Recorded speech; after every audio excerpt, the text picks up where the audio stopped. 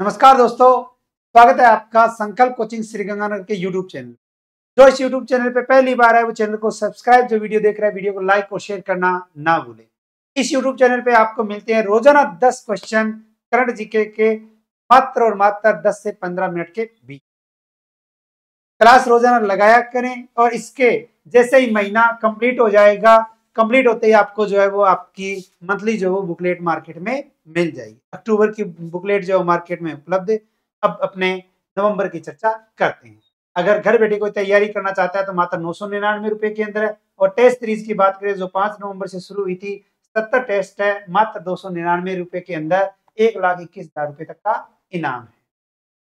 आज की क्लास का पहला क्वेश्चन, प्रदेश का पहला केस जिसमें दृष्टिबाधित राजेश गौतम का नेत्रदान हुआ है, इनका संबंध किस जिले से?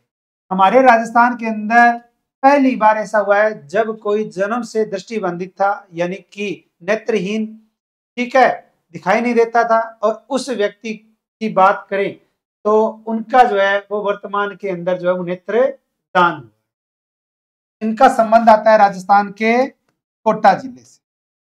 तो राजेश गौतम की आंखों में रेटिना संबंधी खराबी थी, इस वजह से वो देख नहीं पाते थे, लेकिन उनके कॉर्निया सही थे। क्योंकि आंखों की बात आती है तो इसमें जो है वो अंग कौन सा सही होना चाहिए? कॉर्निया। दान क्या होता है? कॉर्निया होता है। नेत्रदान में कॉर्निया संकलित किए जाते हैं जो जरूरतमंद मरीज को प्रत्यारोपित होते हैं। राजेश जन्म से दृष्टिबाधित थे और राजस्थान का पहला अंगदान देहदान जागरूकता पार्क अगर पूछे कहाँ है तो कोटा के अंदर। तो राजस्थान का पहला अंगदान देहदान कोटा में, और कोटा के ही हैं राजेश गौतम। राजेश गौतम राजस्थान के पहले दृष्टिबाधित व्यक्ति है जिन्होंने जो है वो अपनी आंखें जो है वो डोनेट की। कृषि की नवीनतम तकनीक के प्रचार व प्रसार हेतु सभी जिलों में किस योजना के तहत किसानों को पुरस्कृत किया जाएगा? वैसे तो राजस्थान के अंदर हम बहुत सी योजनाएं पढ़ते हैं, और राजस्थान के अंदर जब हम करते हैं इकोनॉमी सर्वे तो उसमें भी बहुत सारी योजनाएं पढ़ लेते हैं। फिर भी हमें एक आध योजना या नई योजना जो है वो कभी ना कभी आपने जो है वो देखी होगी या न्यूज़पेपर में आई जाती है। तो इसके अकॉर्डिंग जो है वो हमारे राजस्थान के अंदर एक योजना आती है जिसका नाम आता है आत्मा योजना। क्या नाम आता है? आत्मा योजना। आत्मा योजना की शुरुआत राजस्थान में अगर पूछे कब हुई थी? 2005-6 में। सरकार कृषि के क्षेत्र में नवीन तकनीक अपनाने वाले और खेती में नए नए प्रयोग करने वाले प्रगतिशील किसानों को आत्मा योजना के अंतर्गत राज्य स्तर पर पुरस्कार देगी। इसके साथ ही उन्हें 50,000 रुपए तक का प्रोत्साहन राशि जो है वो दिया जाता है। राज्य सरकार ये कहती है कि राजस्थान के अंदर किसानों के लिए एक योजना चलाई गई है जो किसान यानी कि टेक्नोलॉजी को बढ़ावा देता है, जैविक कृषि को बढ़ावा देता है। तो उन किसानों को राजस्थान सरकार जिला स्तर पर तो देती है 50,000 रुपए, सॉरी राज्य स्तर पर है 50,000, जिला स्तर पर है 25,000, और पंचायत समिति स्तर पर कितने मिलते हैं? 10,000 रुपए राशि जो है वो दी जाती है, राशि मिलती है।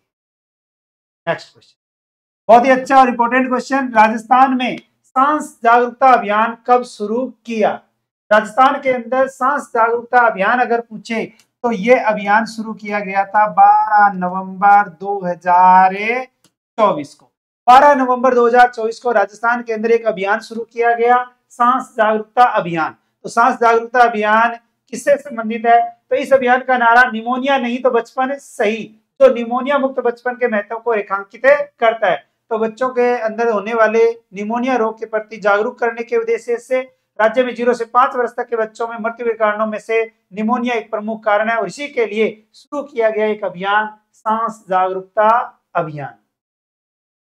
12 नवंबर 2024 को विश्व निमोनिया दिवस, और इस अवसर पर सांस जागरूकता अभियान शुरू किया गया, और यह अभियान आगामी 28 फरवरी 2025 तक चलेगा। तो इसका मतलब यह है कि अगर पूछे कि सांस जागरूकता अभियान कब से कब है तो 12 नवंबर 2024 से 28 फरवरी 2025 तक।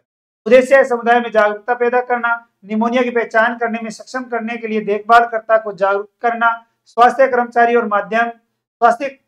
के माध्यम से निमोनिया के मिथकों व धारणाओं के प्रति जो है वो परिवर्तन करना ही इसका उद्देश्य है। नेक्स्ट, 7 से 11 नवंबर 2024 तक जम्मू एवं कश्मीर में आयोजित 68वीं राष्ट्रीय छात्र जूडो चैंपियनशिप में स्वर्ण पदक किसने जीता? आयोजन कहाँ हुआ? जम्मू एंड कश्मीर के अंदर। 7 से 11 नवंबर 2024 और इस आयोजन में देखे तो हमारे राजस्थान के श्री गंगानगर जिले का एक खिलाड़ी जिसका नाम आता है बबलदीप सिंह। बबलदीप सिंह अगर पूछे कि राजस्थान के किस जिले के निवासी हैं तो श्री गंगानगर जिले के निवासी हैं और इन्होंने 68वीं राष्ट्रीय छात्र जूडो चैंपियनशिप में 90 किलोग्राम भार वर्ग में भाग लेकर जो है वो स्वर्ण पदक जीता है। तो जम्मू एंड कश्मीर में आयोजित नवंबर 2024 में जम्मू कश्मीर में आयोजित 68वीं राष्ट्रीय छात्र जूडो चैंपियनशिप के अंदर स्वर्ण पदक किसने जीता? बबलदीप सिंह ने। स्वदेशी घोड़ों की डीएनए बेस्ड एक्सियो असव एसएनपी चिप देश में पहली बार कहां तैयार की गई है? राष्ट्रीय घोड़ा अनुसंधान केंद्र के मुख्य केंद्र की बात करें तो हिसार हरियाणा में है। राजस्थान में अगर देखें तो कहां है? बीकानेर के अंदर है। तो इसका मतलब यह है कि अगर पूछे कि राष्ट्रीय असव अनुसंधान केंद्र तो है कहां? बीकानेर के अंदर। और मुख्य केंद्र अगर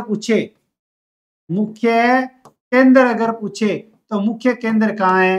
हिसार के अंदर है और हिसार है कहां? हरियाणा में है।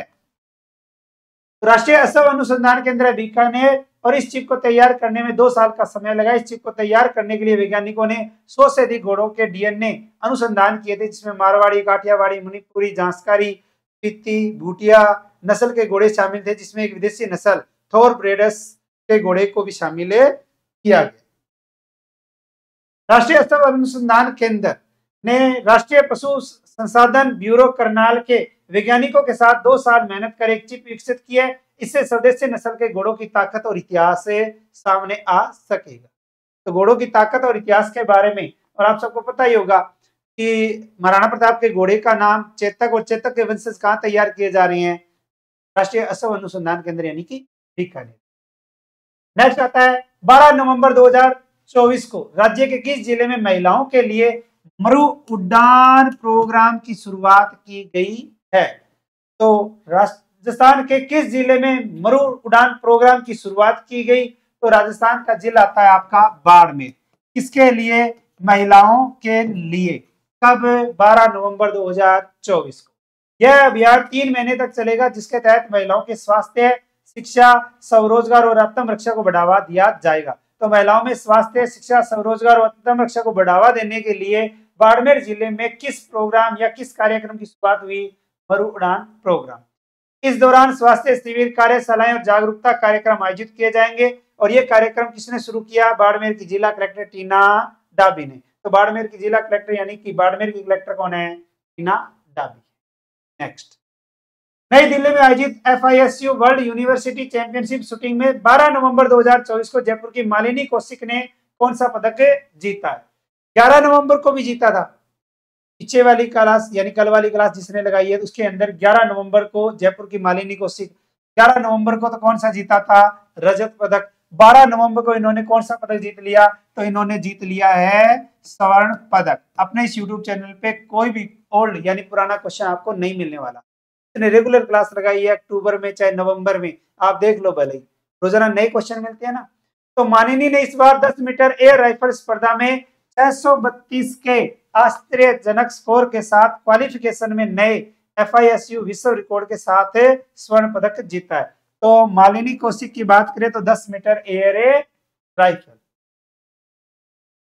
International university sports federation FISU यानी French federation international du sport university 17 से 25 वर्ष की आयु के छात्र एथलीटों के लिए विश्वव्यापी खेल प्रतियोगिताओं के संगठन और प्रशासन के लिए जिम्मेदार है। 13 से 16 नवंबर 2024 जयपुर में आयोजित होने वाले जयपुर ओपन गोल्फ टूर्नामेंट का प्रेजेंटिंग पार्टनर कौन है? क्या पूछा गया है? जयपुर ओपन गोल्फ टूर्नामेंट तो आयोजन कहाँ होगा? जयपुर ही होगा, जयपुर ही होगा। तो हमारे राजस्थान के अंदर आता है राजस्थान टूरिज्म, राजस्थान टूरिज्म, और राजस्थान टूरिज्म को बनाया गया है प्रेजेंटिंग पार्टनर किसका? जयपुर ओपन गोल्फ टूर्नामेंट का। गोल्फ टूर ऑफ इंडिया की ओर से रामबाग गोल्फ क्लब में इस टूर्नामेंट का आयोजन किया जाएगा, जिस टूर्नामेंट के अंदर 126 खिलाड़ी भाग लेंगे। लगभग 1 करोड़ रुपए की पुरस्कार राशि जो है वो इसके अंदर दी जाएगी। प्रो एम इवेंट जो है वो 17 नवंबर को खेला जाएगा। नेक्स्ट, 8 नवंबर 2024 को किस प्रसिद्ध सारंगी वादक का निधन हो गया जिनका जन्म उदयपुर में हुआ था?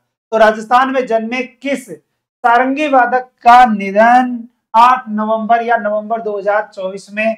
तो उनका नाम आता है पंडित राम नारायण। पंडित राम नारायण जो हमारे राजस्थान के उदयपुर के निवासी थे, इनका क्या हो गया? निधन। इनके द्वारा अपनाई गई शैली को गायकी अंग कहा जाता था। वे सारंगी को एक संगत वाद्य यंत्र से एकल वाद्य में बदलने के लिए प्रसिद्ध हुए थे।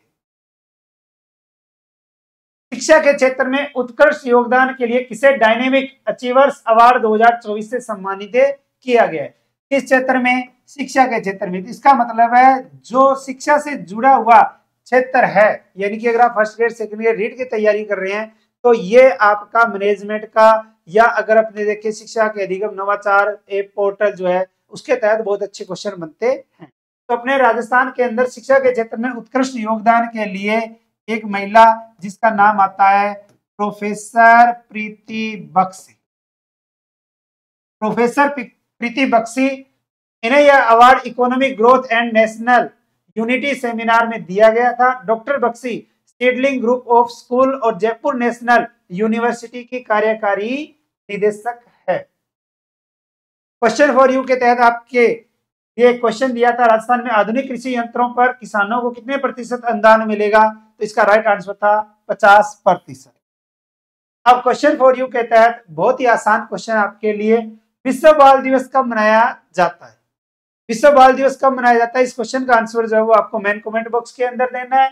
इसके अलावा अगर आप बेहतरीन टीम से जुड़ना चाहते हैं, अपना रिजल्ट जो है वो बहुत अच्छा देखना चाहते हैं, सिलेक्शन पाना चाहते हैं, तो CET, LDC, REET, pre mains, first grade second grade, RSSI पटवार, ग्राम विकास अधिकारी, इन सब के ऑफलाइन बैच से शुरू हो चुके हैं। ज्यादा जानकारी के लिए संपर्क करें 98 750 75 725। और घर बैठे अगर आप पाठ्य पुस्तकें पढ़ना चाहते हैं तो संकल्प पब्लिकेशन के द्वारा जो है ये आपको पाठ्य पुस्तकें मिल जाएगी, ऑनलाइन और ऑफलाइन दोनों जो है वो आप परचेज कर सकते हैं। रोजाना क्लास लगाते रहिए, मिलते रहिए, मिलते हैं कल नए क्वेश्चनों के साथ।